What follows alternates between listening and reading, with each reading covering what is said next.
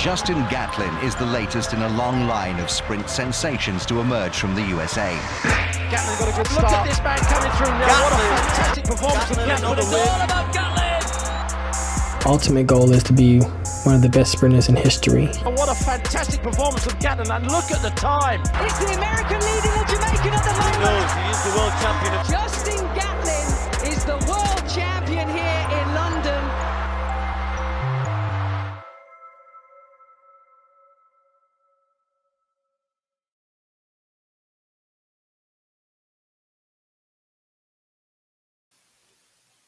What's going on, team? What's going on, man? Sorry for the technical difficulties. We're getting everything together now, but we are in the building. RSG is here.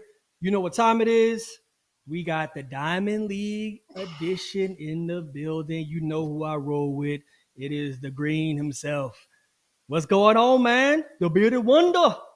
What's happening? What's happening, everybody? We want to thank everybody for being here with us. We want to thank everybody who is in the chat right now, man, and hanging with us, man. Well, you know, we got somebody been asking about this clip that's been going around, man.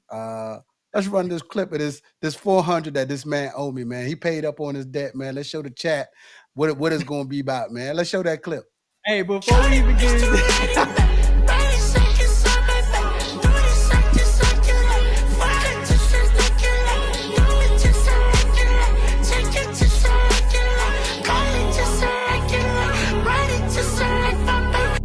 Hey, bro, I just ran that 400.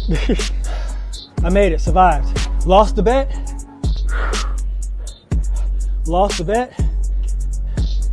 Ended up, I'm here. So now y'all know, I ain't making no more bets. Oh, man, dog. Hey, all I can say is there was a reason why we was missing last week, and that was part of the reason, man. I had to go to the ER. Hey, I will also show the uncut edited version on my page as well. So I know we got a lot of people who are out there who are time Nazis. They want to see the whole start from finish of the 400. So I'm going to give that to y'all as well, man. But appreciate y'all holding me to the fire last week on some, hey, man, you ain't come through with that video. So had to come through the video for my boy. So here we are now, man. I shot the video, ran my time, and I think I did okay for someone who's been retired for a minute. Boy, that boy was power walking that last 100, boy. Y'all saw that? That boy looked like he was in a hover round. Hey, man, listen, bro, I came off that turn. First of all, when I got into the last turn, the wind smacked me, bro. I ain't gonna lie. And then as I went into the straightaway, the calf cramp started coming in. And I started thinking about, man, I owe this to Shakori, owe this to Francique, and I owe it to Rob, man. So I had to finish up the race. No matter what I was doing, where I was at, a good jog in or whatever, I did not die. I didn't lay down. I ain't throw up. Got the job done, and I still got it in a moderate time. It was definitely under a minute for sure. Hey, look, everybody asking if it was sub 60 seconds. Yeah, my boy gonna do sub 60 seconds. No matter how old he is, man, my boy gonna drop under that 60 seconds. Yeah, it was like, I would say between it was like 50.3. You know what I'm saying? It was right there. Right there. I'm just glad I ain't had to do it, boy, because we would have got 70.3, boy. And I lied, man. I'm always gonna take another bet. Bad. So we in there. I'm gonna take another bet always. Man, listen, Zurich Diamond League, man, is the world of banks and all of these other illustrious things in the Swiss capital of the world, man. Listen, it was a good meet. I want to start off talking about the world champion and the Olympic champion. Seeing them go back and forth. Well, not even back and forth, because we got Tebogo, who's 2 up, who is 2 down from Noah. Watching this race, man, it was a great race. Coming off the curve, Tebogo was leading, and you just watch Noah work his strengths all the way down to the line. And this is kind of becoming like Noah's signature thing, to catch people right at the line and kind of create like a collage of photo finishes where he's the winner. I don't know if he's doing this on purpose, but it's becoming a thing, man, where all these clutch wins are kind of happening, man. So I definitely enjoyed this race, but I'm definitely wondering if, because we're keeping our eyes on these two, are we missing out on some of the other 200-meter competitors that could be threats to the throne? Absolutely, bro. I mean, listen, going back to where we can get to the other competitors who are sitting in the wings waiting and watching this race, you see how Tebogo and how Noah ran that race. They weren't conservative. Tebogo understand he had a strategy. He had to get out. He had to create separation. It became a dogfight with 50 meters to go. They both were jockeying for position, and it came down to damn near a photo finish, Doug. So that means they were giving real, honest effort to be able to get this W. No one was being conservative. Everybody was trying to go out there and get a W, definitely. But you can't count out people who are waiting in the wings. Obviously, you have people like Brian Lavelle, Kenny Benerick, who's being there, Darnell Hughes, Courtney Lindsay. All these guys have respectively ran really fast times this season and who aren't really, burnt out. They're getting ready for the world championships just like these two guys are. So as we are watching that main character energy that's on the track for that Diamond League Finals, we cannot omit the individuals who have pushed the envelope this season with fast times as well. They are going to step up to the plate. They all have their narratives of why they want to go out there and win, and I think a lot of them have matured to a different level this season than they did past seasons to say, hey, I want to get on that podium, but I also want to get on top of that podium as well. So, ain't nobody out there running away from the field. It's going to be a fight, I think, for this World Championship 200-meter finals. The one thing we haven't seen is and I'm glad that you mentioned Brian Lavelle and Darnell Hughes and Courtney Lindsay and Kenny Bernard. We haven't seen Brian Lavelle run against these type of caliber of athletes in the 200. He wasn't in any other Diamond Leagues, and he hasn't ran against any of them yet. The difference between Brian Lavelle and these two is he's not doubling like they are. He's going to have fresh legs for the 200. How much does that come into to play for Brian Lavelle and him running fast times, not competing against them when it comes time to try to make the medal stand? I mean, me personally, I feel like if Brian Lavelle, who he is today in this season, if he had at least 2.5 other seasons under his belt that were very similar to lead him up till now, I would say that he definitely is gunning for that top spot. And I know he is. That's what he was training for to do. We haven't seen him kind of navigate through a major championship all the way up to that point where he is a contestant really for that podium spot. This is his first real time, in my opinion. So I think as we watch him navigate through this season, he's gotten faster. He has shown promise. And then he said, you know what, I'm going to go ahead and dabble in that 100 and drop a little 9.8 on y'all too. So we know that he has the foot speed and the speed endurance. So he can definitely be a top threat to get on top of that podium. And you realize, in a finals for a 200, it comes down to where you are placed at in lanes as well. We cannot omit that from this situation. If you have someone in front of you that is a fast starter, is going to pull somebody like a Noah Lyles, who isn't the best starter, and be able to give him an opportunity to come off that turn and be in contention, hey, and we hope and wish for those people who are in lane 2 to be able to have the best race possible, because we want to see everyone be able to get out there and run the best race possible, no matter what lane they're in. But I think lanes really do matter in this situation. I'm glad you said that, man. Being that I think Brian Lavelle in the future will be one of those people that'll double. But for all the dudes that are doubling, going back to somebody like a Darnell Hughes, somebody like a Tebogo, somebody like Noah, you doing it yourself.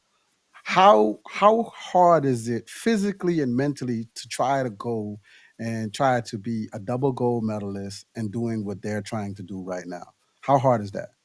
Well, first of all, if you are an athlete that's going to go out there and try to double, you have to look at the world championship schedule from 50,000 feet up compared to an athlete who's just looking at their event, what day it starts, how many rounds they have, and they say, I'm done. I just got my 3 rounds. I'm good. As an individual who's doubling, you have to understand how to conserve energy, when to go hard, when to train hard, when to go back out there. It's a lot that goes into it. And now we have a lot of athletes who are looking to double more, and they're going to go out there. It's just the fact of, are you balancing your energy correctly? We're going to see a lot of guys that are going to be hyped up they're going to try to go out there and get one in this 100 and to be like, all right, cool. And then they may have a day or they have to start running the next day for the 200s, depending on what the schedule is. We've seen it in the past happen. And they may be tired, and then they have to be able to summon some kind of energy going into that finals because they're taxed from running 3 rounds of the 100 and 2 rounds of the 200, and now they're going to put all their eggs in that one basket left, and that energy-wise, into that 200-meter finals. And that can be really taxing. I'll tell you right now, bro, like, when I knew that I was done doubling, it was 2016. After running the 100 and going through the first round of the 200 and then getting to that semis, I was like, boy, I ain't got no legs for this. This is crazy. I got no legs for this. This is definitely a young man's, I don't even say sport, a young man's system. When you think about that, you just have a lot more energy and you have a lot more go. Well said. Well said. Yeah. Well, what do you think about Tebogo going into the 100? Do you think it lessens his chances? Him going into the 100, no. I think he's more stressed out about his 100 than his 200. The 200, him and Noah kind of view the 200 the same. They love it. That 100 is stressful for both of them because they both have like hitches in their races at some point, whether it be Noah's start or it's Tebogo's transition. Both of them have great top end, but they both have hitches in their races at some point. May not be able to react as quick as they need to someone like a Keishane or Oblique, but they both have hitches, which could probably be a little bit stressful for both of them in that 100 meters. I think that's why they love the 200 because it's less stress. It doesn't matter if you don't get off the first step or if you don't transition well. You got another 100 meters to make it up. And somebody like a Noah or Tebogo, when they see somebody get away in their head, they run so comfortably. They look like that person's going to definitely come back, rather than somebody like a Kenny who runs from the front all the way to the line. Like he's not running anybody down. Kenny's in the front from start to finish.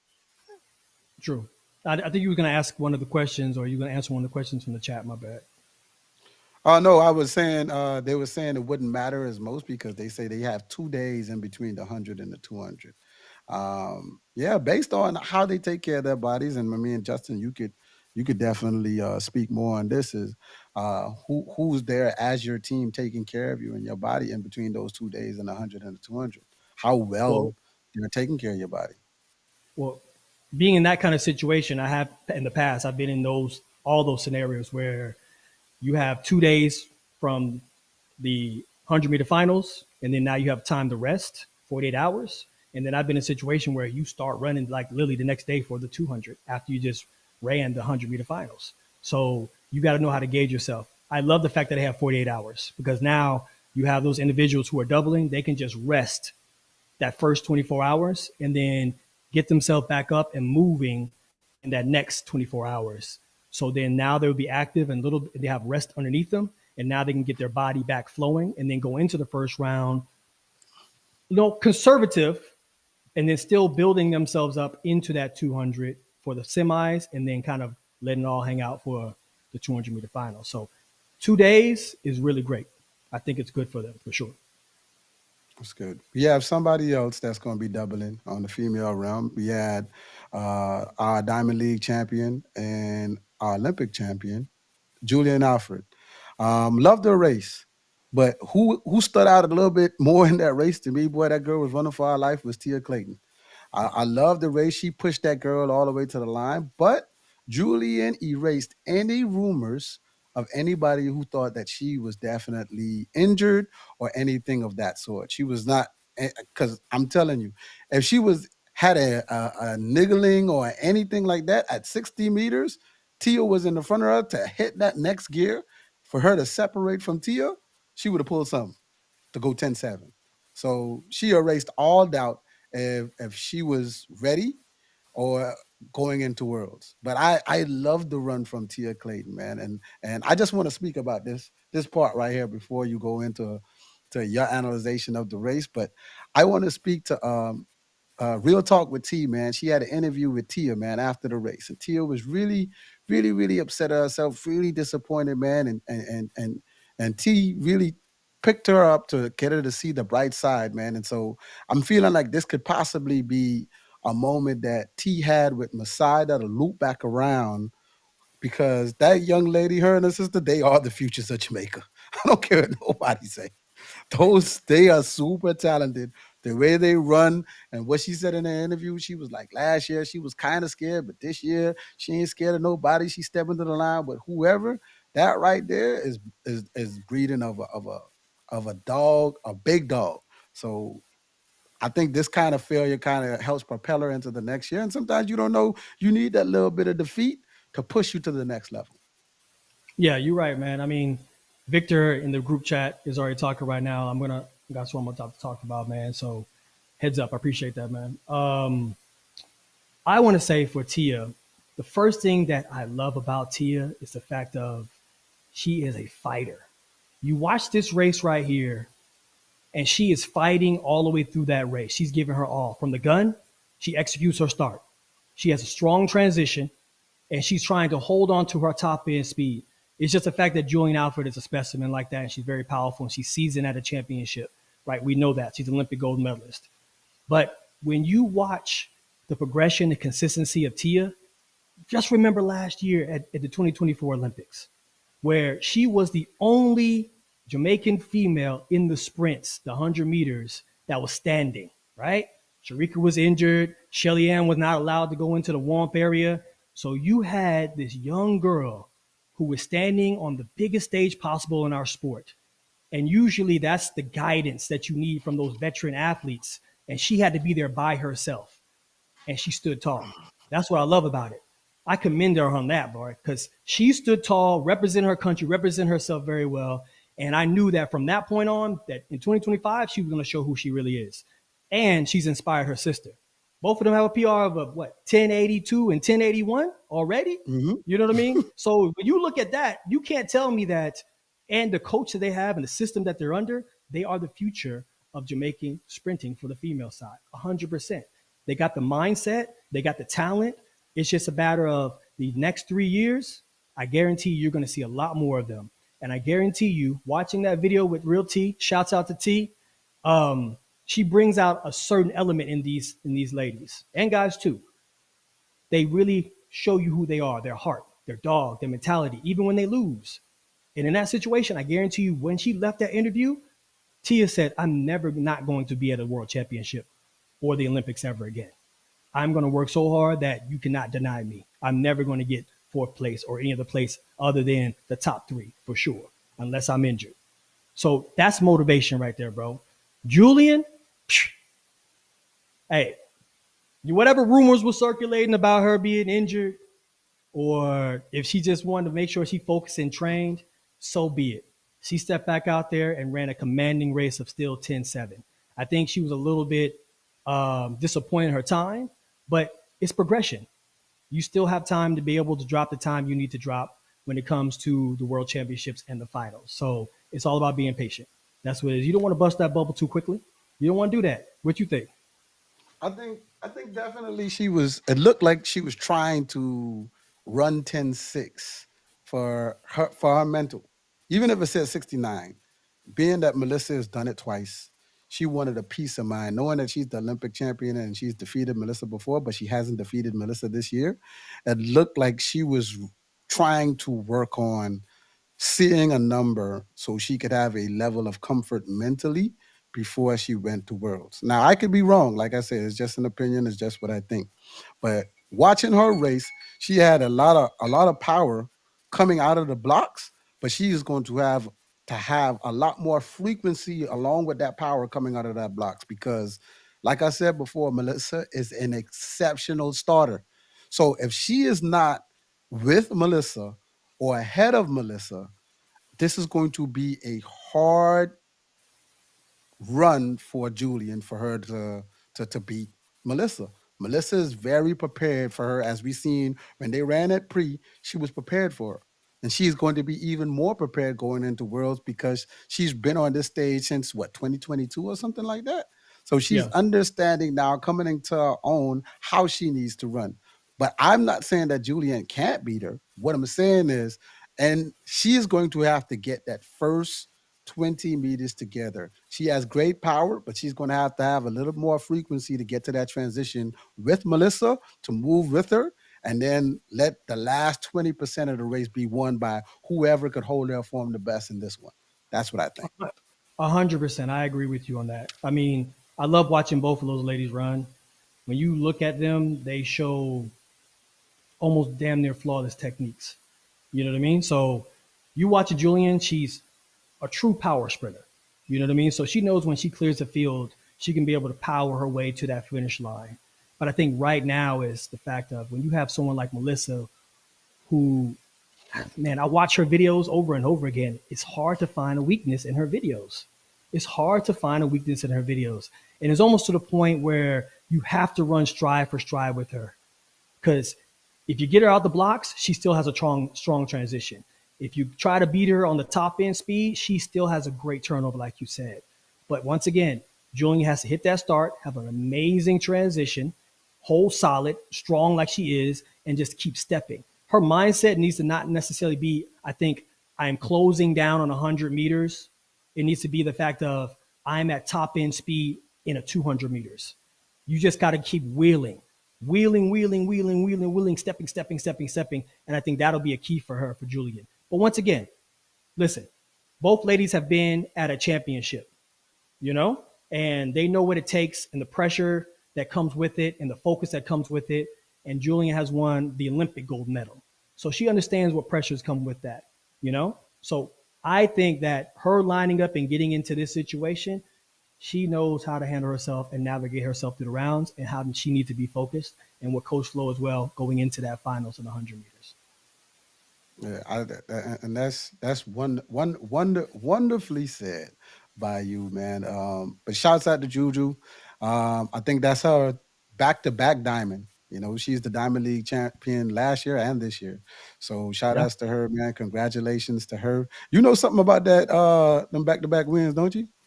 I do, man. I got 3 of them in a row. You know what? I don't got 6. I don't got 6 like Noah, bro. Oh, yeah. But, hey, that's a tall order. I ain't gonna lie. That's a tall order, Doug. These are the things that I'm glad that you mentioned that, right? These are the things that I'm saying that Noah is creating his own lane, right? He's the only one to have 6 diamonds. 6 diamonds, right? He's the first. He's creating his own room for legacy. I think a lot of people try to force his legacy to be something else. But like I said, he's creating his own lane. And for him, he knows what he has to do, whether it be breaking records or defending his world and Olympic titles. That will create the rest of his legacy. And that's on the line this year. So this is all about legacy for him because it's no longer about money, contracts, or anything like that. He has all of that now. You know what I mean? It's more about how is he going to be remembered in the sport. And being the first to get 6 diamonds, that's a good way to be remembered. He's the first. 100%. So he's the first for sure. And that's good. Listen, that's going to be hard for someone to come down later on in the future and kind of like replicate that, because when you look at the talent across the board, especially how the Diamond League is set up now, it's points to get in and then whoever wins that race. So you got to be on that race. So you got to understand what consistency is really made of, you know? But since we on Noah and we didn't get a chance to talk about last week, and I know a couple people in the chat like Dan and Rob, they talked about, you know, did Oblique put Noah on notice? My personal opinion, yes. Why I say that is because it's very difficult to run in rain like that and have laser focus on how you're going to be able to approach your 100 meters and how you're going to finish that. It can be very distracting. That showed me right there that Oblique is at a different level of focus right now. And the way he comes off in that interview, he came off very, very confident that he knows what he's going to do. He did it today, and I'm going to show you that I have more left in the tank. I like that. But we all know that who shows up for the big dance? Noah always shows up for the big dance. But we also know that the only person that has really, truly created separation that Noah can't close down on is Oblique Seville. Mm-hmm. Being real. So he has the secret weapon. He has the sauce.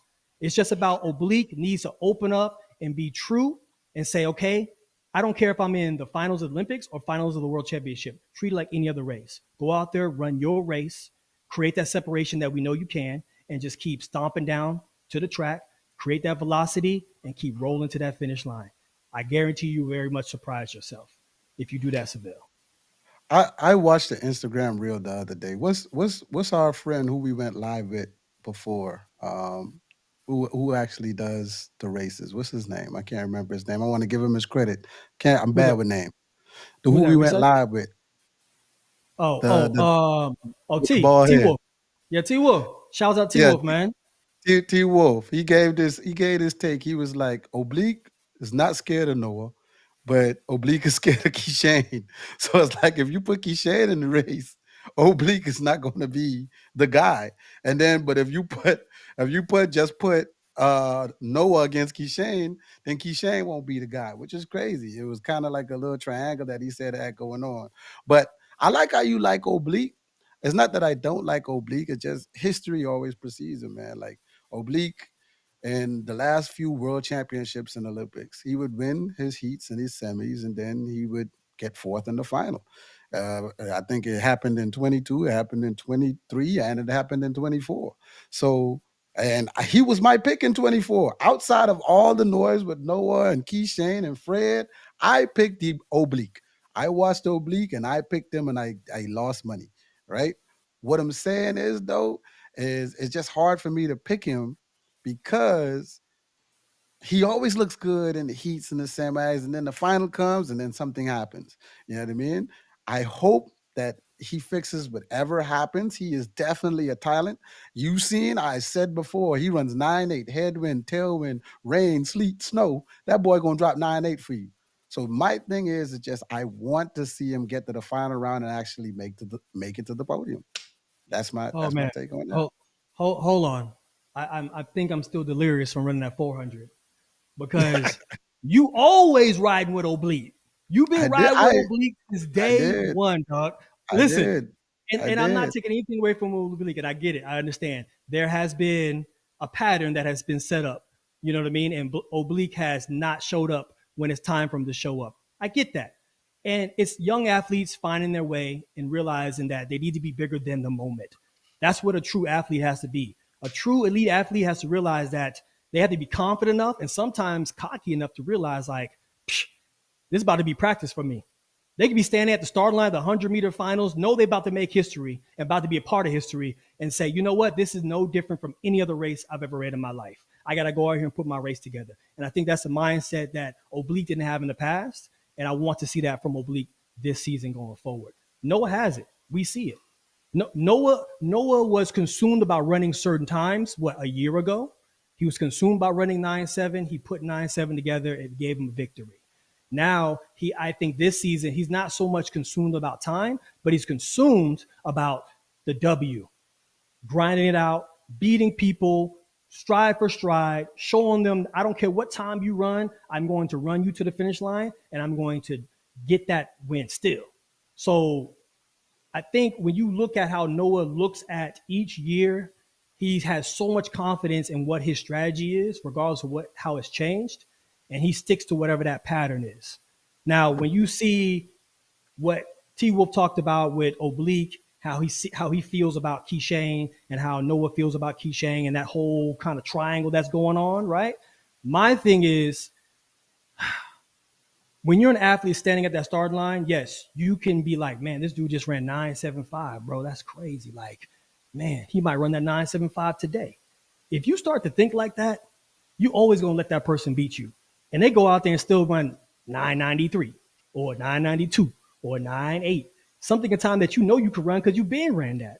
So stop getting hung up on the fact of just because of someone's time and their PR doesn't mean they're going to run that time in PR, and that's their average all the time. The only person I ever competed against who you look at and be like, man, he ain't going to run that, was Usain Bolt. He's still going to show up and put whatever time he needs to put out there to win the race. This is facts. This is facts. I mean, but Bolt exuded confidence. Even if he was nervous, you couldn't tell. You could not tell. But he told us that he was nervous a lot of times while racing you. He said he knew he had to be ready, but he would never like show it. Like it was crazy. So like, but that's Noah though. If Noah's nervous, he's not showing anybody that's nervous. I don't know what this little thing is he do. I don't know if that's the Oh, cross that's and the anime. knife, or That's I an don't anime. Boy. I don't know what that is. The He snake and about the to put it. knife. He about to put it Blue, together for you. what that is? Blue Cross Blue Shield. I don't know if he got a sponsorship by them or something. I don't know what it is because it looked like the snake with the knife. You know what I mean? With the cross or something like that. I don't know if they're sponsored. Hey, That's that's what how he you. That's how you putting know up. you on. You over to think about insurance and shit like that. Ah, you crazy, bro. Hey, let's move on. Let's move on to the next topic, bro. Let's move on to the next topic. Man, we gonna talk about everybody Hey, know, man. I'm a BB fan, man. I'm a Brittany Brown fan, man. That girl right there, you can't count that girl out. That girl gonna claw away on the team, boy. She gonna claw, fight, bite, everything on a team, man. That 200 was a swift 200, a season's best for Brittany Brown. Um, Second place was Dina Asher Smith. Third was Toulouse. Fourth place was very surprising for me out of a Navia battle, right? She was really in the front, uh, leading the Diamond League in points and everything. She was unbeaten in the 200. I don't know what happened there, but I'm pretty sure she'll get it together. But Brittany Brown was out there running for her life. It's like she was like option A, win, option B, win. Ain't no option C. And if there was one, it was win. And that's exactly what she did to get on the team to Tokyo. So, man, congratulations to Brittany Brown and Diamond League champion, man. Shout out to her. 100%. She showed who she is each season. She's built up and said, "I'm a dog. I'm gonna get it done." If you remember, was it last season where she had the whole fallout and talking about they keep putting me out in the outside lanes, they're not giving me the right lanes, and then she went out there and handled business in them outside lanes, and we like, Brittany, you clearly can do it from anywhere, so we ain't gonna complain anymore, right? She's like, we ain't gonna complain anymore. We ain't gonna complain anymore. That is facts.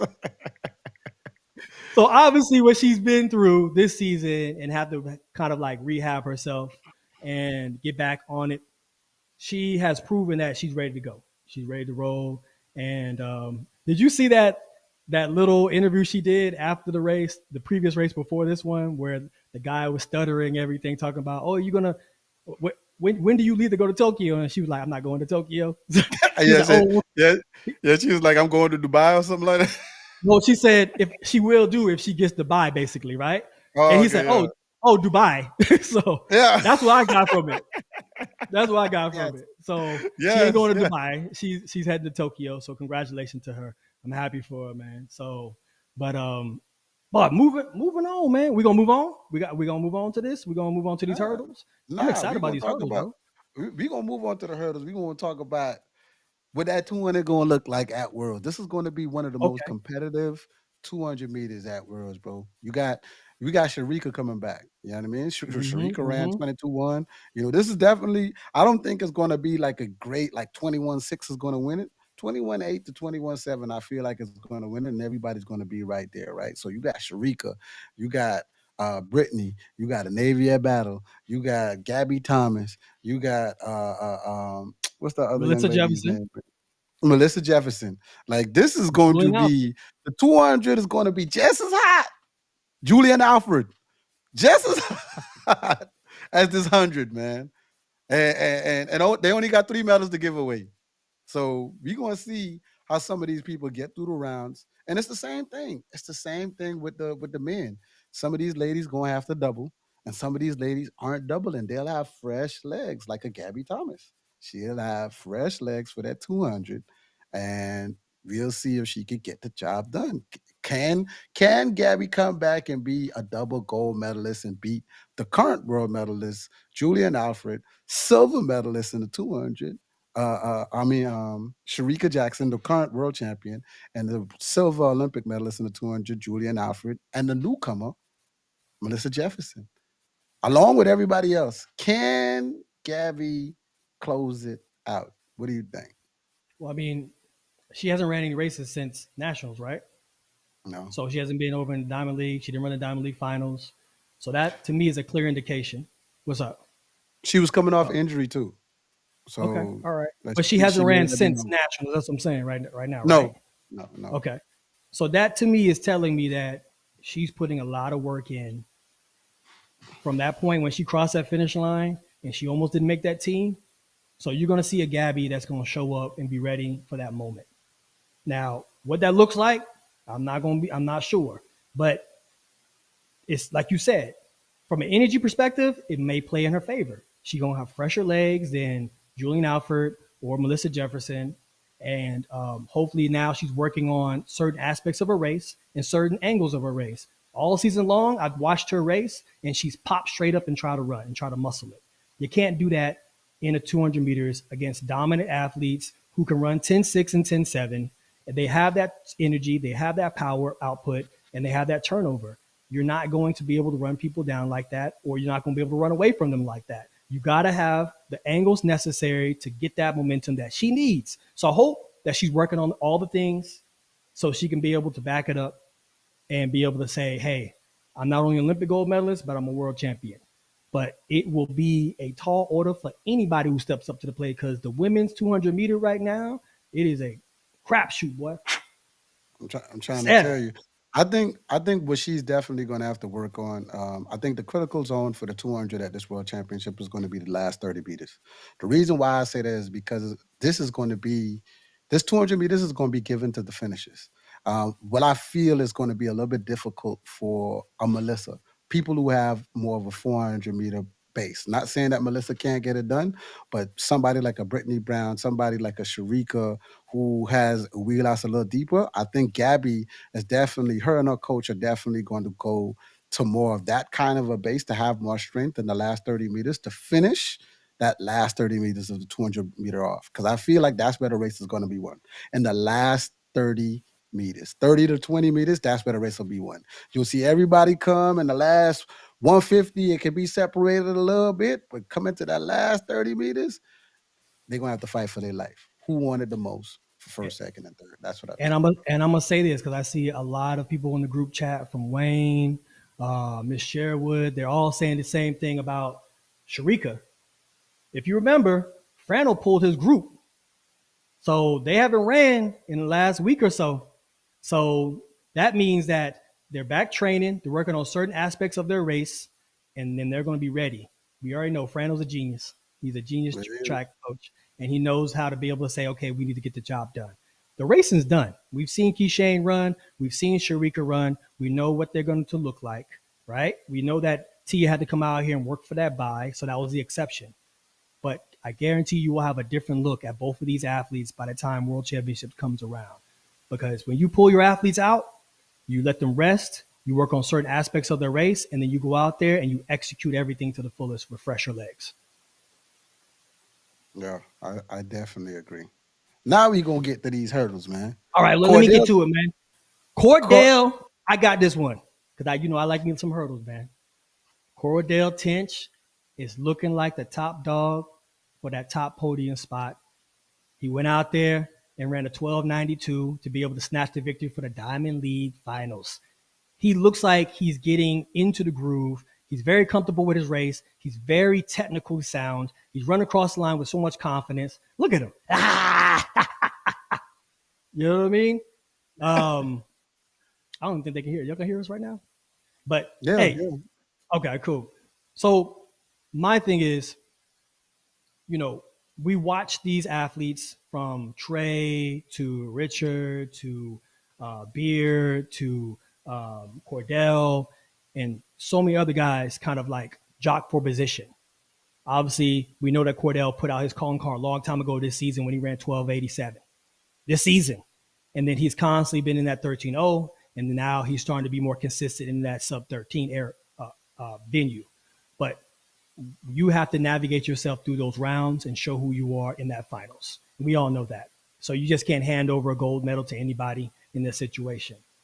But I think Cordell is the guy right now who the world has to beat if he shows up like this. What's your thoughts? Man, like I said, he's been to the moment before.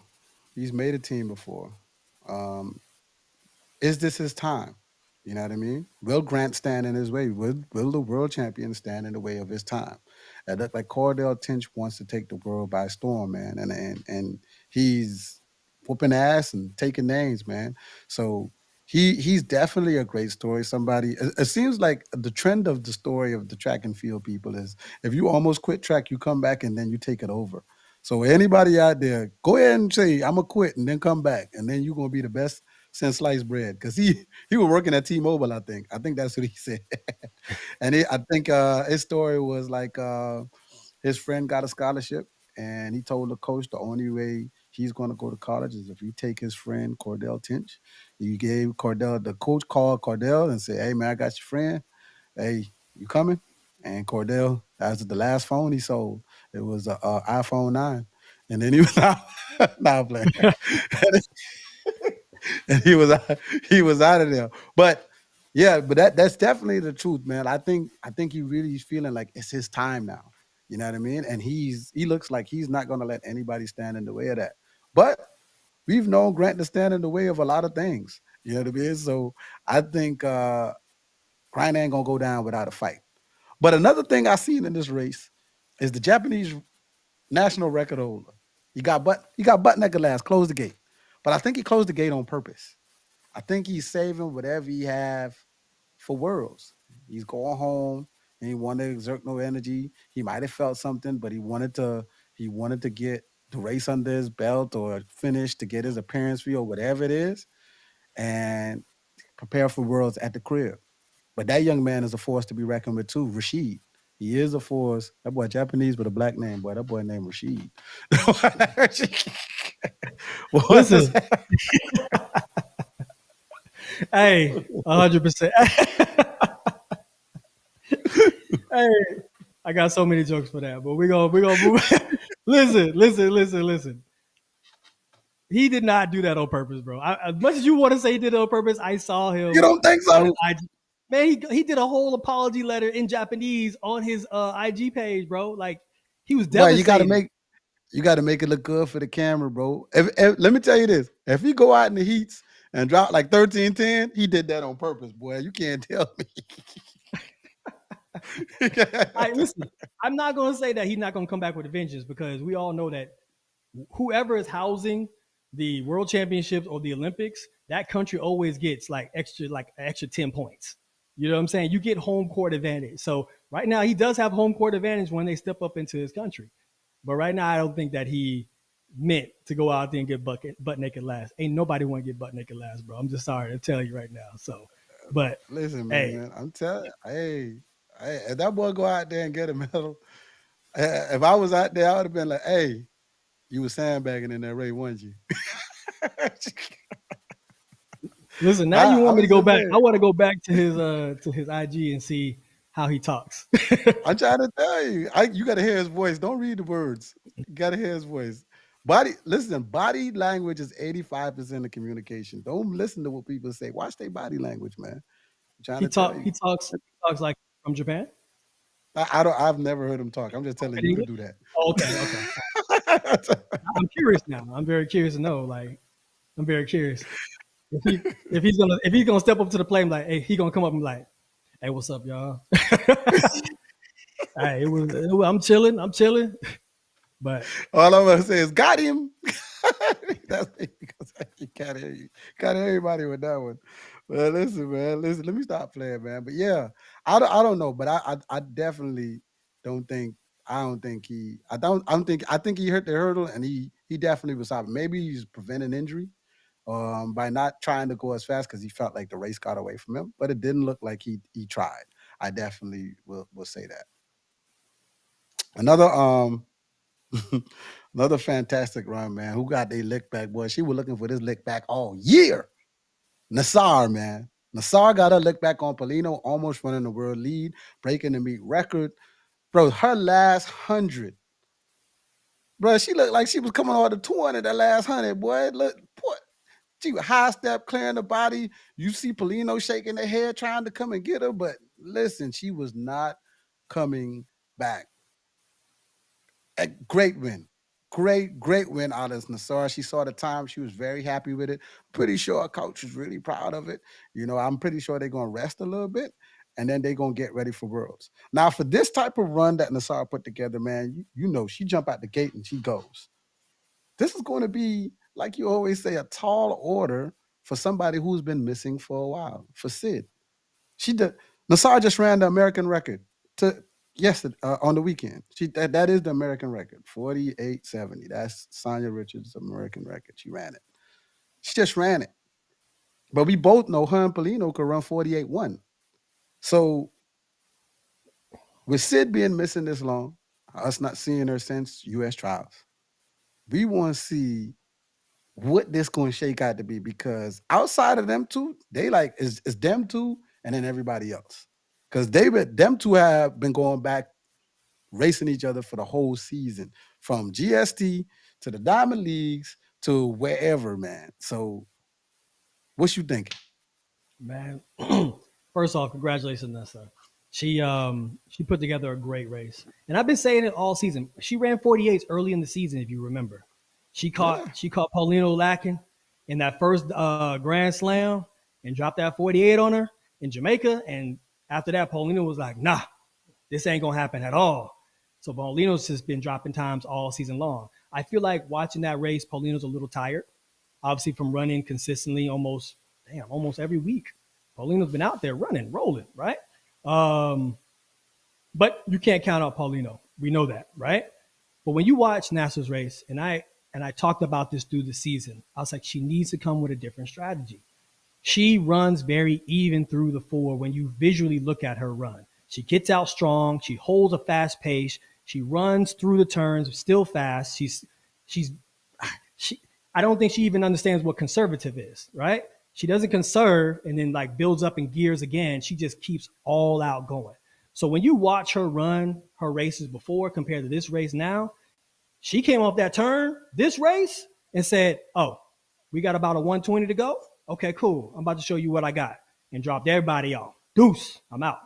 So I think she put together a great race strategy from watching her other races that she has not won this season and said, okay, this is what we need to do. This is where we're going to execute. And even if Paulino was ready to drop a 49-1 or even a 48 high, Naser was ready to get out there and still grab that W. So it makes it even more interesting how Worlds is going to unfold, because these two juggernauts in the 400, they're not playing around. They never do. When they line up against each other, they always come with their best. I think it's respect for both of them. I'm happy for her because she wanted to go out there and get that Diamond League win, and she got it done. And I hope that she gets a little more rest and get herself ready. Paulino as well. And I'm very curious to see how Sid is going to put together her race strategy. We know that Sydney does not like to travel overseas unless it's necessary. And but she's also with an amazing coach through Bobby. And Bobby's not that kind of coach where he's just going to coach you blind. He has a strategy. So I'm very, very curious to see how Sydney and Bobby come to Tokyo and how they're going to perform in Tokyo through those rounds. This is going to be great. I think this is great for the 400 for them. For Sid to drop down and challenge herself.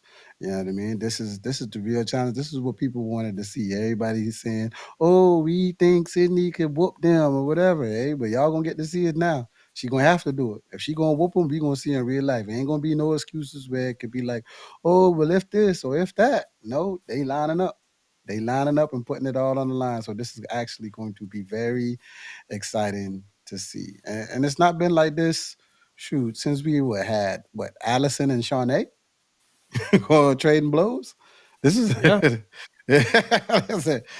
yeah, Shawnee and Allison trading blows, boy, back and forth, boy. So this is going to be fun to see. And Jeremy in the group chat, you are definitely right. Sydney's going to have to come with the race of her life.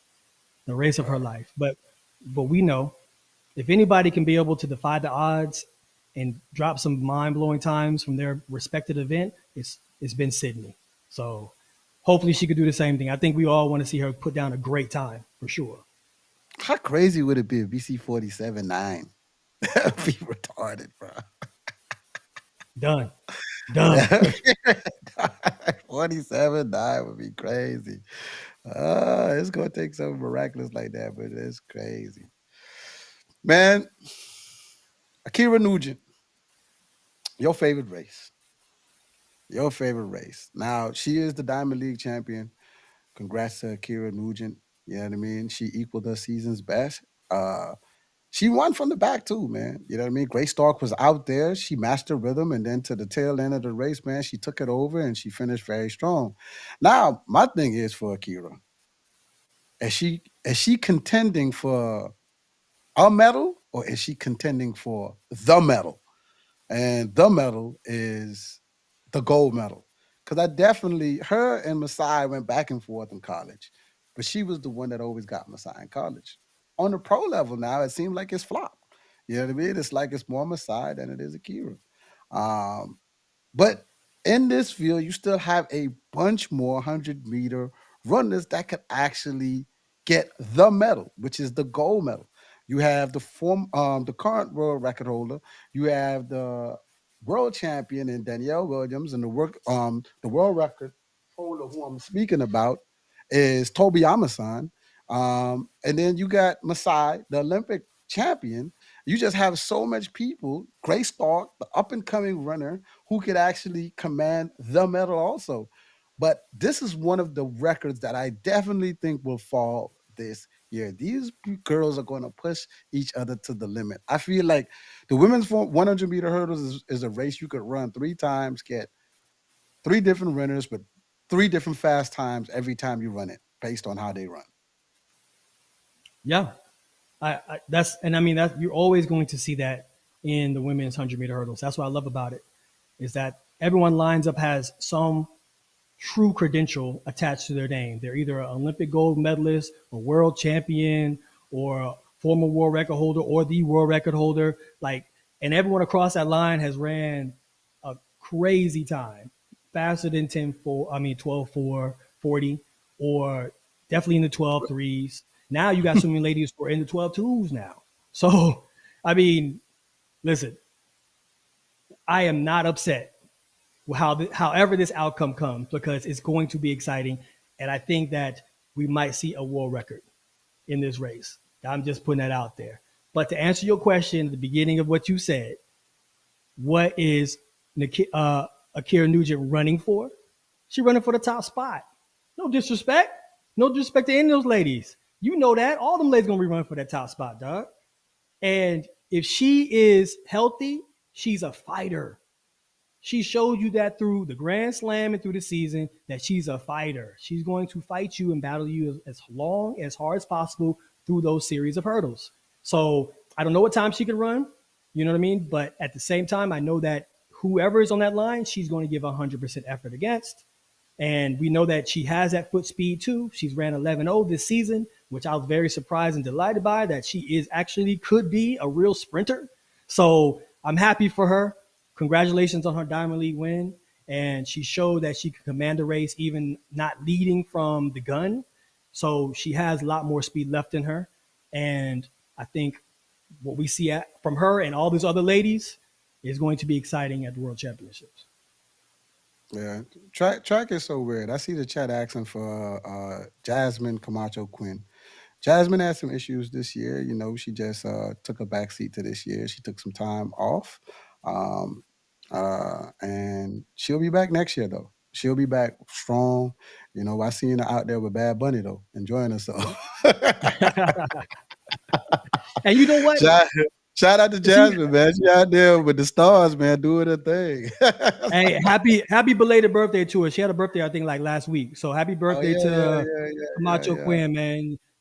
She's living the best life right now, man. And that's the best thing to do. When you can't be able to get on track the way you want to, go out there and have a good time. As long as you're recovering and keeping yourself sharp and fit, and you're not kind of being a detriment to your own health, enjoy yourself. You're young athletes. Have fun. Do your thing. She is working, though. Do not count her out, man.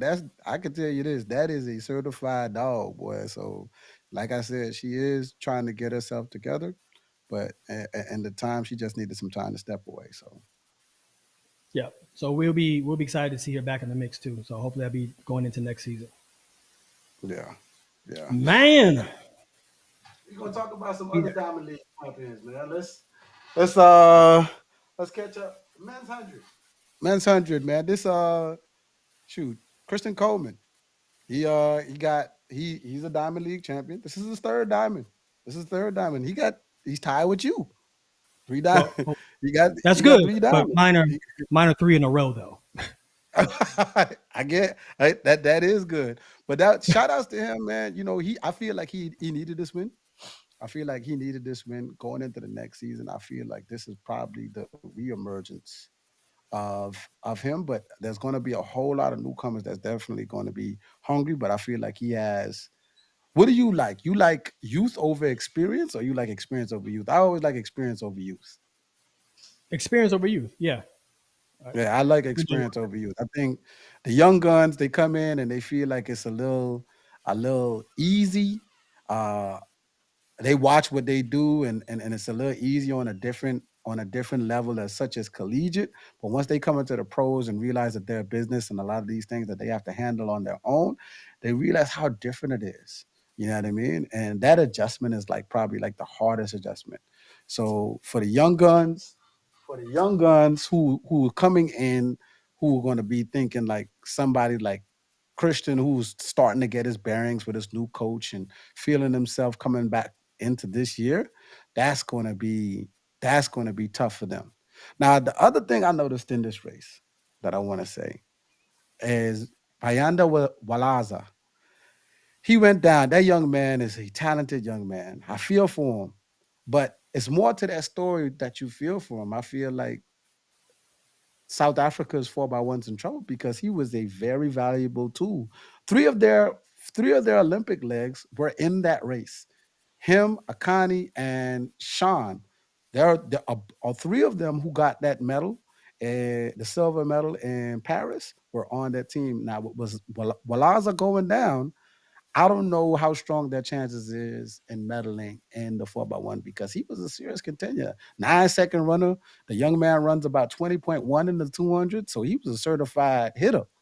What's your thought? I mean, I don't know the severity of his injury, right? That he has.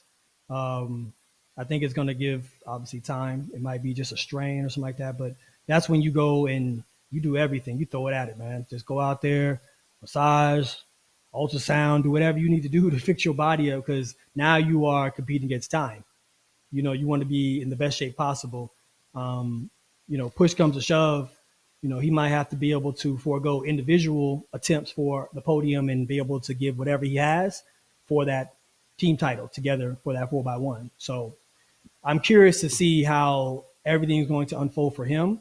And it sucks that you get injured this close to a championship and not give your all. So I'm definitely praying for him, rooting for him because that's usually the most stressful time. You did all this work, had a great body work through this season. You showed so much growth and promise, and then now you're out here limping, and you kind of question yourself and your health if you're going to be able to go out there to Tokyo and handle business like you wanted to handle business. That's a tough one.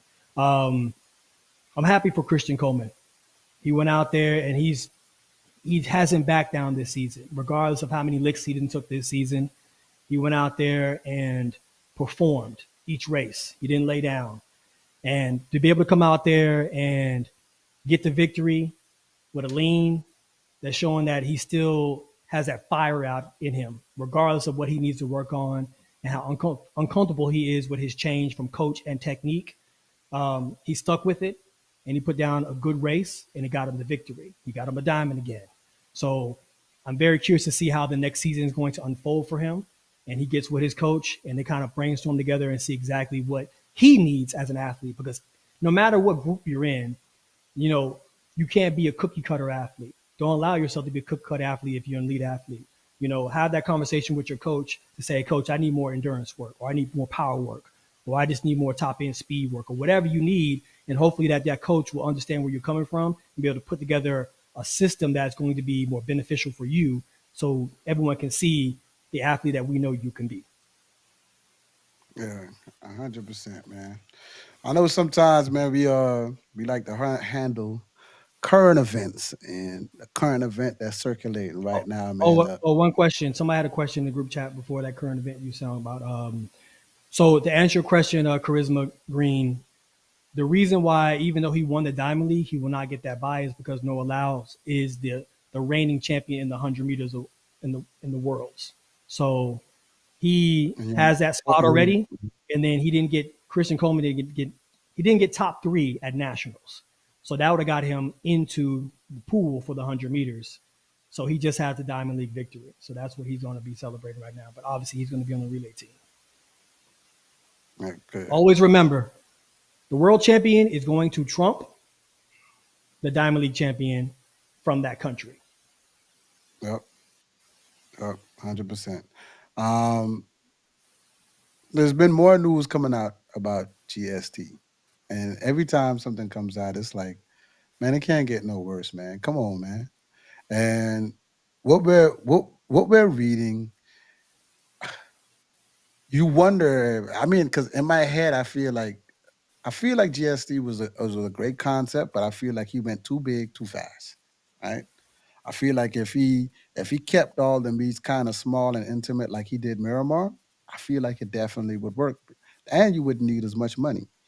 But based on the articles that's been released, it's saying that he didn't even have all of the money, which definitely I can see why people would say Michael was scamming, because I mean, if you say you have something and then you don't have it, that means that you're being dishonest about your situation. But I feel like he promoted it so well. He got so much people to buy in the beginning, and he was just like, man, we got to run it. We got to run it and hope that, something happens. You know what I mean? I think that you're being still optimistic, diplomatic on the situation.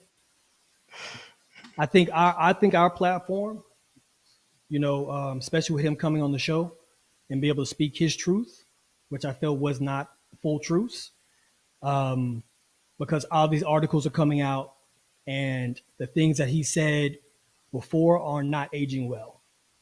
He's been on record saying it's easy when you walk into negotiating rooms with investors as Michael Johnson. They talk about the gold shoes. Now, clearly, he's not acquiring any of the new investors that we know of at this point in time. And then the fact of your stance, the stance you made was, I want better for the athletes. I want the athletes to get paid what they deserve to get paid. Now you're that guy who owes money to the athletes. Just like any other meat promoter that's out there who do pay. They may be slow with it, but they do pay. I would like to see someone like Michael kind of step up to the plate when he especially had the conversation with us and be more transparent. Talk about who pulled out then. Why are we going to wait until an article comes out and then they're going to put you in a certain light, and then now you have to be able to jog around that too, But the article says that the investors came down, which they should have gave money before the Grand Slam even started. The investors came down to Jamaica. They saw that Jamaica didn't hit like it was supposed to hit. The stadium was empty. And you got to understand, people, like, investors outside of our sport don't understand how our sport is ran, right? It was no way possible that Michael Johnson was going to get 30,000 people to fill up that Jamaican stadium. It wasn't going to happen. Sorry, it's not going, unless it was a championship or Cariftas or whatever. It was not going to happen that way. So that should have been translated and relayed to these investors when they got there. The fact of, hey, this is how our sport is ran, and what you see on the last day, this is great right here. But the fact of things happen along the way where they started the meet 3 days. The first day was on at 5 p.m. People still at work.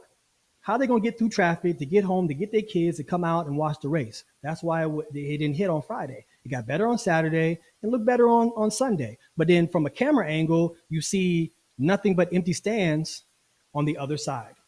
I think that should have been handled as well. I think it was a lot of things that had a lot of oversight and they didn't really hit where they were supposed to hit.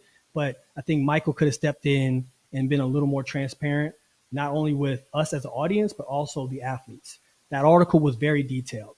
He owes between Sydney and Gabby, he owes them 180,000, 250,000. He owes Melissa Jefferson 300,000. He owes Kenny 300,000.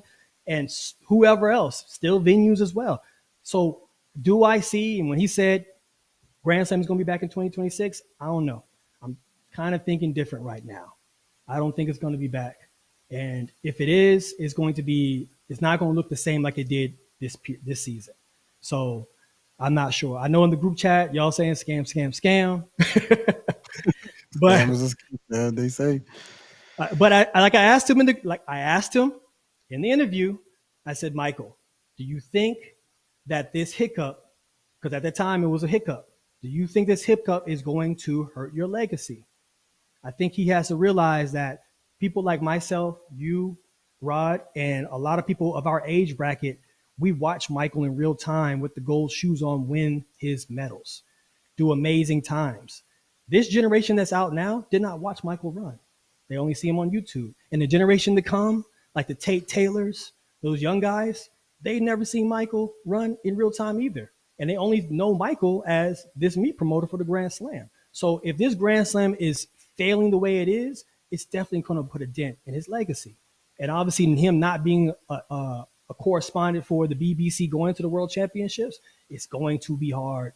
It's going to be hard for him to be able to build himself back up and come out of this. And why I say this, because you're going to have to find an athlete who's brave enough that you got to fill their pockets to be able to be your spokesperson and say, hey, everybody, he paid me in full. It's okay to come back. He's going to have the money for you. That's what it's going to take. Because as an audience, as a community, right now we're looking like, bro, fool me once, shame on you. Fool me twice, shame on me. I think a lot of athletes are going to be very skeptical to get back into the Grand Slam if it does show up next year. It's going to have to be a lot of incentives, and it's also going to have to be money paid up front in a lot of ways. I 100% agree with you. I was just mad it didn't work. So, like I see Serenity said in the chat, she said, "New plan, move on," which is correct. That's what she said. In other news, man, we had, and this is gonna be my last probably current event. It was pretty sensitive. But I'm gonna put it out there, man. Gabby Thomas made a statement about how she feel like coaches or athletes who've been banned before shouldn't be able to participate in that sport. She don't care. She don't care. She don't care. She put IDC. I'm gonna tell you what my thoughts is on that statement, because right after she tweeted out that statement, I think either before or after, she made a whole video about how she was almost suspended based on her 3 whereabouts and how she was able to prove one of them wrong, so she didn't get a whereabouts mishap from her time when she was at Harvard. Now, my thing is this, right? Whether you said it and you had the means to get one of your whereabouts thrown out, but if you didn't have the means to get a lawyer, or if you didn't have the means or any type of means that for that something like that to happen to challenge, you would have been suspended. You would have felt like you've been suspended unfairly, right? But you would have still fall under the pretense of suspension, meaning you couldn't, based on what you said, you wouldn't be able to run or coach or do any of those things, but only because you had the means from back that time to get a lawyer, and which you said in your video is not cheap. A lot of track athletes don't have either no lawyers or no people in those type of places or have that kind of money to pay for something like that, for that to happen. But you were fortunate enough for that to happen. So by you making that statement, you would have fell under the same terms that you're saying you don't care about. 2, when Gabby was winning, Gabby didn't say anything like this out loud. She might have said it to herself or to people, but she never tweeted out something like this. So it comes off, perception is everything. It comes off that now that you're not winning like you used to, it comes off that you are now upset and trying to find something else to blame of why you're not winning. We know our sport is not the cleanest sport. If you were winning, that means you were beating the drug cheats anyway. So you just beat him. It's that simple. If you was clean and everything, just beat him. Now that it seems that you're not winning, it seems like you're taking a stance of, oh, I don't care, blah, blah, blah, blah, blah. It may be some knee-jerk reaction to some beef you may be having somewhere. I don't know. But I just don't think claims like that should be thrown out there like that, because it it even though I kind of know who it's directed to, it makes certain people look like they're doing something even if they wasn't doing something. And I don't think that's right. I don't think that she should do that, because she wouldn't like if it was done to her. And I know this for a fact. She would not like if that happened to her, if somebody outsidely made it look like she was doing something that she wasn't. So I didn't like that take at all. I feel it was very distasteful. I agree with you 100%. And obviously, the group chat, if you're reading over what the group chat is talking about, I think it's been very spot on. Everyone has their story, everyone has their journeys. When you look at the fact of, it's the timing aspect for me. Like, if you said this after you won your gold in 2024, people would receive it different. Okay, cool. She handled business. She's doing her thing, and this is what her stance is. If you win the world championships in 2025 and you beat everybody at their best, and you made this same statement, people still probably wouldn't feel what they feel right now. But I think a lot of them are like, wait a minute, you're coming out making very controversial statements on your own, and that's what you stand by, which is cool. But the fact is, it makes it look like you're taking shots at someone like a Melissa. And for Melissa to react from what they say, I don't know if it's true, allegedly Melissa unfollowed her as well. Because it's all about the timing. And in that timing right now, Melissa beat her twice, and Melissa is running and undefeated in the 100 meters. So it makes it look like the fact of what you said reverts back to Melissa and her group and everything of that nature. And I feel like you should have took a stance when you had the opportunity and you hold the golden coin in your hand. Right now, you don't hold that golden coin. You're not even running Diamond Leagues right now, because you're over there trying to get ready for the best race of your life to be able to go out there and win the world championships. So I think it would have been better for her to just to be silent right now, work through it. And if you're frustrated, if you didn't go out here and win the world championships, speak your mind then. We can understand how frustrated you are then. But don't be frustrated mid-season when now we see you at all these events, you know what I mean, the SBs and everything else. But then when you barely make the team, now you're going to say, well, I don't like this, I don't like that, and this is what I stand on. Okay, cool. But remember, a lot of statements that we say, and we could say it from our heart, they're going to have to age. They're going to age good or they're going to age bad. And right now, a lot of people are speaking against how Gabby's standing. Yeah, I mean, and in our sport, people got to realize, she even explained it in a video, and I want to make this clear. I don't have a dislike for Gabby Thomas. I don't want anybody to think that. I'm speaking on the claim that she made. Our sport is so difficult. Even when she explained how we are tested and everything else, and where you have to be and everything else, it's very difficult. If you're at a small school and say you out there at Bowling Green. Bowling Green, I don't even know Bowling Green has a track team. You go out at Bowling Green, you're a female runner, you drop 1080. That person who just ran 1080 has no clue. She's popped in the top 10. She would have to be tested. And how it would be tested, she has to fill out whereabouts. She has no clue. She's at Bowling Green. I don't even know what Bowling Green, I think they're in the SEC. I'm not sure what conference they're in, but like, that person would have no clue on how that process is handled. Even when you go to college now, if you run track, I don't even know if they explain that whole process as to how it works for drug testing from the World Anti-Doping Agency and all the way to USADA if you're from America. I don't even think too much people know how it works unless you're in the top 20 athletes in the world that year. Now, Justin, you could kind of more explain how that works to the athlete, because you would definitely need more understanding, because we have some kids that's cracked the top 10 or the top 20 in their lives, and I'm pretty sure they're going through a thing to where full out whereabouts. I got to say I'm going to the mall. I got to say I'm going to dinner. I got to say I'm going to Miami to see my cousins for the night. I got to do all this. Is something that you definitely have to stay on top of. That is very, very, very difficult to do. It's not like a one thing you hear about it, you know how to do it, and then it's over.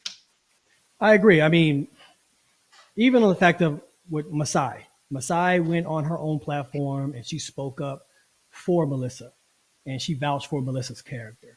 And I feel like, why are we even talking about this? Melissa hasn't even done anything in this situation. It's just the pressure of everything that's around there, and it feels like it's feeling very salty. It's feeling very salty. And when you look at that, I hate that, because it takes away from the athletes' shine who put together a great race and a great season. And now she's out here being scrutinized by people who don't even understand what's going on in this whole season. So, but when it comes down to, even what Gabby was talking about, when it comes down to like the whereabouts and things like that, like she said, when she was running fast and she was still in college, she got an email. And the email was just like, hey, now you're part of the relay pool, and now you got to do tests and all this kind of stuff like that. And she looked at it like it was a joke or a scam, because there's no official person that stands up and says, hey, knock on your door and say, hey, congratulations, you're a part of the relay pool now. This is what you have to do. This is serious. She ignored it for a while, she said, because there's no real true communication on that level. So I think that's where she has to also give grace. Is like, if you're giving grace to yourself, you have to give grace to the next person, because you don't know what they're going through. You just got to let the chips fall where they may. You just got to train hard and hope that you come out on top and you win, because that's what you train for, and that's the talent that you have. So that's my take on it, man. I mean, you have so many athletes who know the character of someone like Melissa, and she shouldn't be put in the line of fire or something like this, especially in this season. I've had a season like that in 2015, where you just feel unstoppable, you feel ready, you feel excited, you're so dialed in, and people love Melissa. They love her character, they love her poise, they love her maturity. Like, don't rain on a parade, especially from a way where it's kind of like subliminal. Like, if it ain't your time, it ain't your time. You had your time. Let her get her time, and then, you know what I'm saying, circle back around, spin the block, and get your time back. I feel like just how she tweeted that, she should have made a video and said exactly what she means. Because in text, it could be read so many different ways. But we could read your energy once you talking. Like, if you would have came and be like, yeah, I don't care. Coaches, athletes, whoever, don't be out forever. Like, I'm just saying, like, say it with the same energy. My thing is like, she gave herself grace because of how easy it was to miss a test. How could you do that and in the same breath say you don't care? That's crazy to me. So, yeah, it's crazy. So I think Brian has a really good question. He talked about how the drug testing agency uses the app for the top 20 athletes. So this is how it happens. For the people in the group chat don't understand how drug testing goes. So there is a third party, meaning the governing body. Let's just say USADA right now. USADA is a third party to the government, the federation, right? They are hired by them to be able to regulate and do drug tests, right? So then what happens is USADA hires nurses from hospitals, local areas, and they say, hey, we're going to give you a contract and we're going to pay you to go out and drug test these athletes. Here's a list. So then now they have a list of athletes and their address, and they have to make a round. So say, for instance, this week it's this athlete. So now they have to go down this list, and they got to figure out also the time these athletes have, right? Meaning your window for you to be where you're supposed to be, because that's what you put into your whereabouts when you file your whereabouts. So like mine was 6 a.m. I know exactly where I'm going to be at 6 a.m. Sleep in my bed. But a lot of athletes don't have someone to guide them along the way through the USADA program to say, hey, it's better for you to put it at 6 a.m. or 5 a.m. so we can wake you up instead of 3 p.m. You're 20 years old. You could be anywhere in the world at 3 p.m. And that's why a lot of these athletes get caught up at, because they put their whereabouts in. No one tells them how to be able to really navigate through the system. And then now you have someone like a Coleman who went through it, where he was Christmas shopping, and he got a phone call from a tester, a random person who is third party to the USADA, who said, hey, I'm at your house, at your doorstep. I'm here to test you. He said, okay, I'll be there. You have a certain amount of time to get there. And if you don't make there in time, then you miss that window. And then that is a violation, and that's going to go against you. Now, mind you, these people can come anytime they want to come. So they can come 3 p.m., 4 p.m., 5 p.m., 6 a.m., whatever. But if you make a window on your whereabouts platform in your profile and say, please test me at this time, that's the time that they're usually trying to come. And if you're there, they will test you then. If you're not, then that's going to be a missed test. But if your missed test is 6 a.m. and they come and try to see you at 3 p.m., then that's their fault. They didn't catch you at 3 p.m. It won't go against you. You see what I'm saying? That's how that part works. Which is, and even though you explained it, I'm pretty sure our chat, they're like, bro, that sounds confusing in the mug. Listen. I'm gonna be 100% honest with you. It's teetering on anxiety and paranoia. Think about all the times when everyone in chat, think about all the times when you was 20 something years old and you out having a good time, you partying. Hell, you may go out to a movie and want to spend the night at your boyfriend's house or go hang out with your girlfriend. You just fall asleep. Guess what? Now you have to go into your whereabout form on your app, like Brian asked, and you got to put in her address or his address or wherever the hell you staying at, that address, and say, I'm going to be here tonight until whatever time, and then you have to go back. It's like Big Brother, 100%, because they can come check you anytime. So the paranoia sets in thinking that, man, if I'm over here laid up and I'm supposed to be at my house, they can come knock on my door and I'm not there, and then that could be a missed test. Especially if you laid up with somebody who you ain't supposed to be laid up with. You be like, the test is out there, girl. I gotta go. Yeah, bro. Yeah. And the thing is, like, when it comes down from the top, they send the names, and they have to get these tests from these individuals in a certain amount of time. So let's say if you want to test athlete A has to be tested within a week to 2 week period. So they have to find him within that period to get him, or then they'll be in trouble and then they're going to be fired. You know what I'm saying? So they're going to be hunting you down. And now, mind you, you have great people who are third party to the USADA, and they're just normal people who watch track or just want to be able to help in the medical community and make a little bit of money on the side or whatever like that. And they will be very nice to you, very cool to you, and be like, hey, no, don't worry about it. I got you. Like, here. Like, I'm gonna wait right outside here through the whole hour, and when you show up, I'll be there. You know what I mean? So that's how you have to be. Now, mind you, when these people come in to your house, they're expecting urine or blood, and sometimes it can be very intimate, if you get what I'm saying, because you got to hold that door open to that bathroom. They got to see you squatting down, peeing. They got to see you, do whatever you got to do to get that urine out. Sometimes you looking for that number one to come, and sometimes that number two falling right behind. And I've heard athletes talk about that before, and it's crazy. So now this person who's a total stranger sitting in your house watching you take a shit sometimes. But it is hilarious. And it's crazy. But those are the things we have to do to be able to comply with what the rules are, which sucks. Yeah, man. So that's y'all dose of how drug testing happens in our sport. Yeah, but like we agree, like everybody ain't clean, but does some people deserve second chances? I do think people deserve second chances, man. I'm a man of second chances. Some things I've changed for the better, I must say. But if I wasn't given a second chance by like an officer, I probably wouldn't be sitting in the front of y'all today.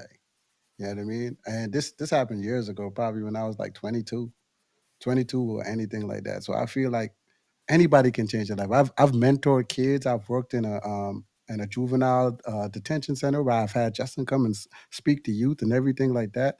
I've had a lot of kids change their lives for the better. Like there is a second chance of life where people can actually be molded into something else and change. You know what I mean? So I don't believe in one and done, because I'm pretty sure everybody in our chat have done something that they wanted to be forgiven of.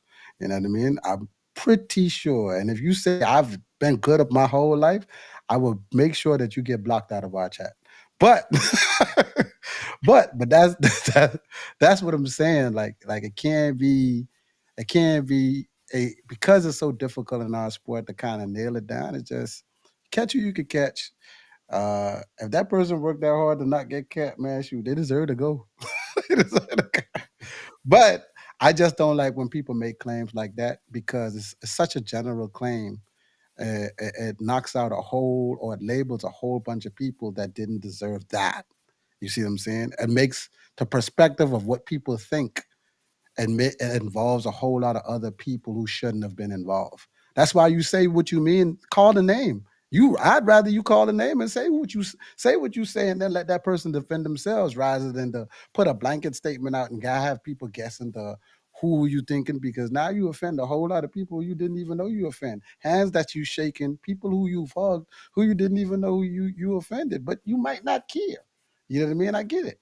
But I'm just saying that I just don't feel like blanket statements should be made like that. But here's my thing though. Even with that, I feel like it has a lot of, it's giving contradiction. And why I said is because not too long ago, she was the person who was trying to out whoever Track Spice is. They Track Spice out there talking about them and talking about giving all their personal information, talking trash about them and like that. And then you turn around and you do something like this to somebody who actually supports you. You know what I mean? So why would you do that? I can understand if a reporter asked you a question, and if that reporter kind of baited you for a question, and then now that's become the clip or the highlight. And of course, you have to be able to act like or sound like you're definitely not for drug users. Like, oh, I'm against that 100%. Everyone needs to be thrown out who does this or who have ever been in the situation in the history of track and field or their whole career. It gives a soundbite that you are definitely salty and you have a narrow mind perspective of situations. If you go through all these documents of all these different individuals who have received some kind of ban, they're all unique in different ways. Some of them, like, hey, it is what it is. And other ones, you're like, damn, I didn't realize that that's what happened. But it is. So for her to be able to give a blanket statement across the board, and just maybe a couple weeks ago, you was crying wolf or saying that this person is giving away your information, talking trash about you, that to me, that sucks, bro. Like, you could have did that in a better time and situation. That's just me. Yeah, I'd rather confront the people than make the statement, because now the world's watching. Has caused a whole snowball of effects. Now they're going into interviews now, and if this is a big enough thing, they asking them about this, which is crazy. Now you become a distraction to your own teammates. That's why I don't like it. So Yeah, I rather you handle that in the teammate room and talk to those people themselves, say it to their face, rather than make a statement like that and let it go viral, and then let people, the general fan, people who don't know track and field, think the way they think. I think is irresponsible. So True. What else we got on the docket, man? Man, that's it, man. Unless you have something else, unless the chat want to know something. Shoot, that's it. But we had on the docket. Oh, we have this on the docket. Yes, if you are a part of our Discord, we have personal reviews of only if you're a part of our Discord, people, athletes' reviews about their races and how they're run. So this is somebody that you're seeing from our Discord. How can you run this with a legal win? You got to talk to Mother Nature. Hey,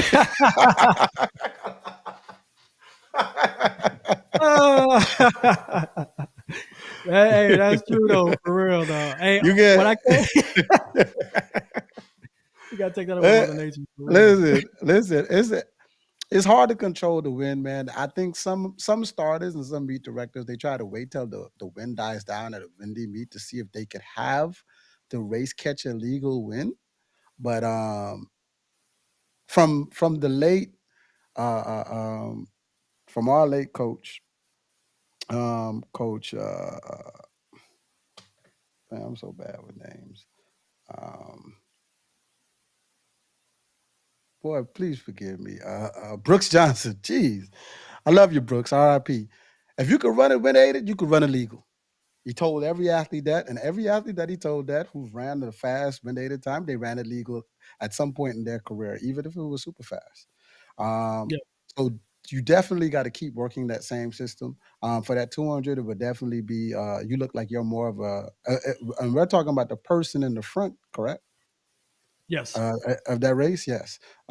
More speed endurance usually helps that 200-meter dash. I know with my athletes, how I help them to achieve a better 200 meters is usually speed endurance, 180s, 150s, or you would do like I think some coaches call it the bear 400 or 400 the hard way, which is 700s where you run 100, walk back 50, 100 all the way around, but you have to hit a certain time. So some workouts like that usually will help your body get into a rate to where you can hold that top end going down that straightaway.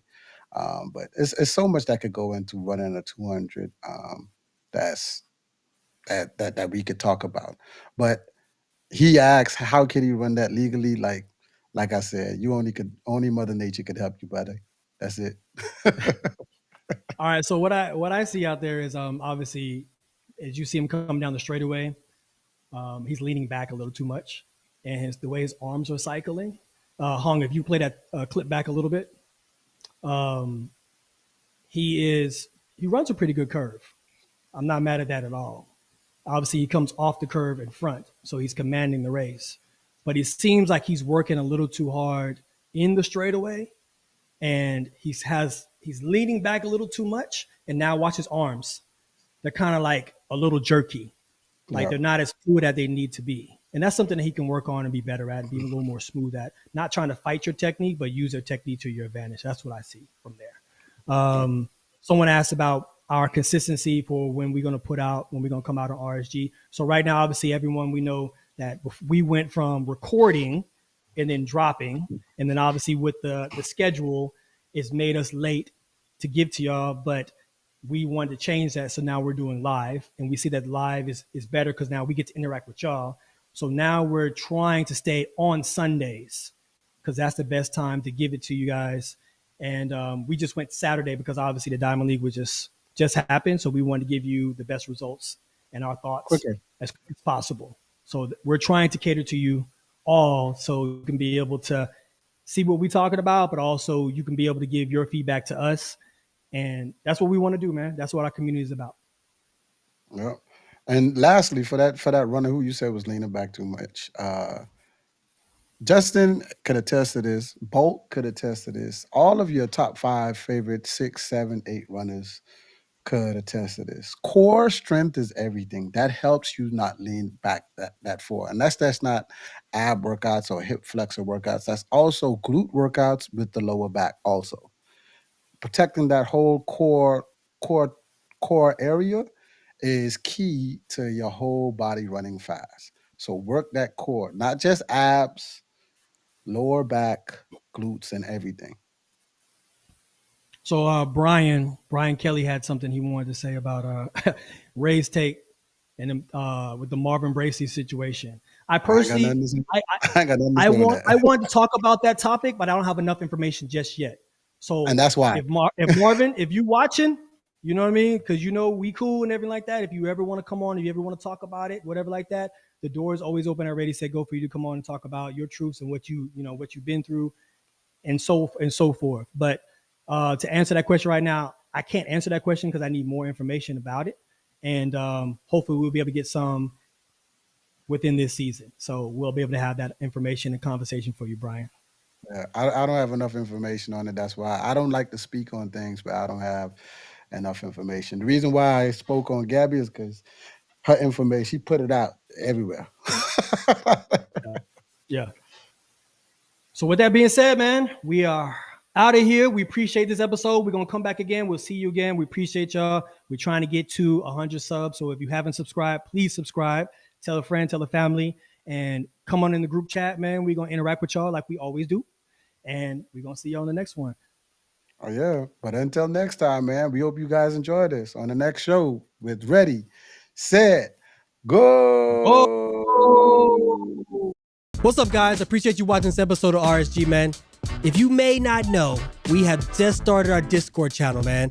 If you want to be able to sit down with us, have some conversations, have some banter back and forth, come see us. We have an active channel where you guys can talk with Justin and I regularly, and we have race predictions. And occasionally on Sunday, you'll be able to speak to Rod and I personally, and also we'll have guests. And when we drop any announcements or merch, that'll be the first place you can see it. And we'll also have some lucky fans be able to ask some questions to our guests.